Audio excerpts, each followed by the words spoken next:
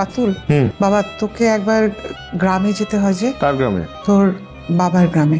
তোর দাদি ফোন করেছিলেন আমাকে। তারা কেন ফোন করবে? তাদের সাথে তো আমাদের কোনো সম্পর্ক নাই মা। তাদের কাউকে আমরা চিনি না। রাতুল, চিনি না বলে তো হবে না, রক্তের সম্পর্ক তো। কিসের রক্তের কথা বলছো মা তুমি? এত বছরে যারা আমাদের একটা বার খোঁজ নেয় না, আমরা বেঁচে আছি না মরে গেছি, ভালো আছি না খারাপ আছি, একটা বারও তো খোঁজ নেয় না, তাদের সাথে আমাদের কিসের সম্পর্ক? তোর দাদি চাইছে ঈদটা সব নাতি নাতনিদের সাথে কর। এত বছরে তার একটা বারও এটা মনে হলো না, আর এই বছর তার মনে হলো যে ঈদটা নাতি মানে আমাদেরকে নিয়ে করবে। তবে বলতে হয় না তোর বাবার কবরটা। সেটা আমি জানি মা, কিন্তু আমি এটাও জানি যে যে মানুষগুলো আমার বাবার আর আমার মায়ের বিয়ে মেনে নেয় নাই, তারা আমাকেও নাতি হিসেবে মেনে নিবে না মা। আমি বুঝলাম না। তোমাকে তোমাকে বলছে মানে তুমি তো নিশ্চয়ই যাচ্ছ না। আমাকে যেতে তো বল। তো হইলই, আর সেখানে তুমি এক্সপেক্ট করতেছো আমি যাব?